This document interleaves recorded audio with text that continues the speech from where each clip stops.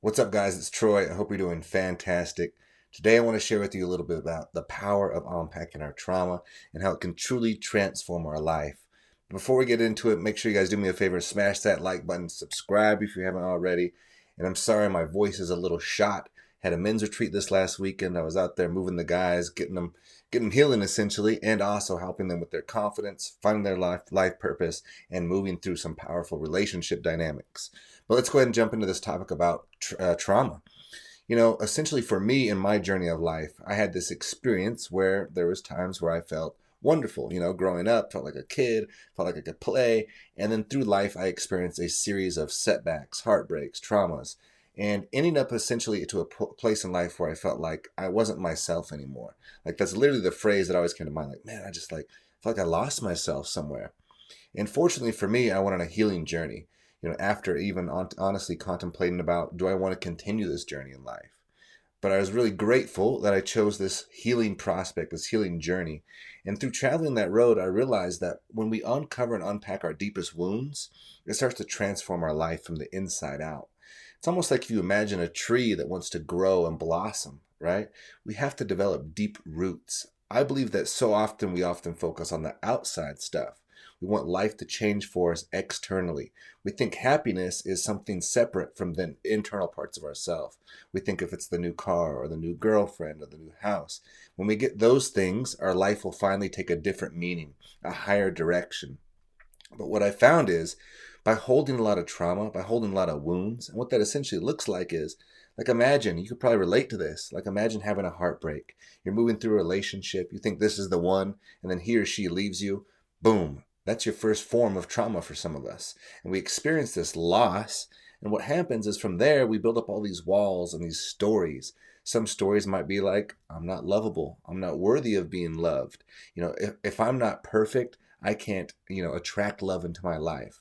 And so we start to carry these stories, and then that becomes our operating system, meaning that that's how we navigate and direct our life, is through these wounded spaces.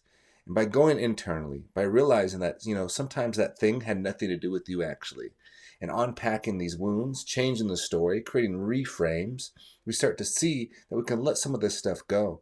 Some of the people I work with, like maybe it's a divorce early in their childhood, their mom or their dad left.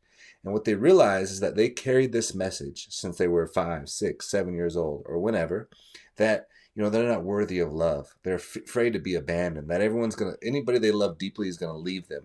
And so they start to carry this dynamic into all their relationships. And then what they start to do is they start to push people away because they become needy, they become angry in certain moments, they lash out in certain moments. There's a phrase in the trauma community that says, deep trauma takes a level 2 situation and makes it a level 10 situation. So for the typical person who maybe doesn't have a trauma in those areas, when they see these type of behaviors, they're like, man, what are you doing? Like, this is just like a level 2 type of thing. I just said this, or I just meant this. But to the person who's traumatized, when they get triggered, it hits that wound, it's a level 10 for them. And you'll know when someone's triggered because the outcome doesn't match what's actually taking place, right? So it's actually not that big of a deal unless it's the person being traumatized or being triggered. It's reminding them of something deep. So as we remove those wounds, can you see how it just starts to calm down our life? How it starts to change the direction of our life? By not being triggered, we can navigate through an intuitive space. Because one of the things that often takes place with trauma is we create this dynamic where we don't trust ourselves. We have to forgive ourselves through this process. And we often look at it like, how could I let that thing happen to me? Or why did I do this? But we have to keep in mind that you are always doing your best. And back when the trauma took place, you didn't have the tools or the insights or the support to handle it differently than you did. But now you're a different person, a different place. You will handle things much differently. Start to regain your trust with yourself first. Forgive yourself first. It always comes back to self-love. And I know that sounds cheesy. That's one of those things that gets thrown around. Just love yourself. But it really does. It's a process of learning to understand and to love ourselves. When you deeply love yourself, you start to fill your own bucket. You become a complete and whole person. And then when you navigate through life, when you navigate through the world, when you make connections, you meet other people who have a full bucket. And you can work together. You can join relationships together.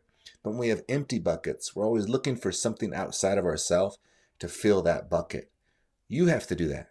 We have to do that. It is our responsibility to go inside, and fill that bucket ourselves. Some of that takes like removing the victimhood mentality. I remember being in a place in life where I was just like, no one can relate to my pain. No one can relate to my trauma. Fuck everybody. Fuck this. Da da da da da. And it's just very just like this, pushing people away, building walls and borders and boundaries around everything. And then finally realizing like, man, I'm not alone in my trauma. Everybody experiences stuff. Like I mentioned, we just had this men's retreat, beautiful men's retreat, and every single person shared something deep where they've been deeply impacted by trauma. Every single person there. And what happens is when you're in a circle like that or a space like that and you hear other people share their trauma, you realize, like, damn, it's not just me. Like, we're all going through stuff. When we come from that space, we start to work together. We start to use our voice again and share some of the stuff that's happened to us. And we let go of the victimhood mentality, and eventually we move from being the victim to being the conqueror, the champion. We stand on top of those wounds. Like some of the stuff that happened to me in the past is now what I stand on. It's my strength. It took time, and your healing journey, you cannot rush it. Have patience with it. It takes time. But over time, with consistent work, consistent understanding, consistent forgiveness, these things start to change. And what happens is you change. You go back to realizing who you actually are. You find that inner child, that youthfulness, that love, that light about you, and you carry that into the world. And imagine if you started creating your reality based out of that place, out of a place of prosperity, abundance, love, happiness, joy, which is truly a place that we can all access, versus a place of wounding, victimhood. They have this, they're not like me, da-da-da. Completely different realities. So the external reality that you want to create starts with the internal work and the internal reality.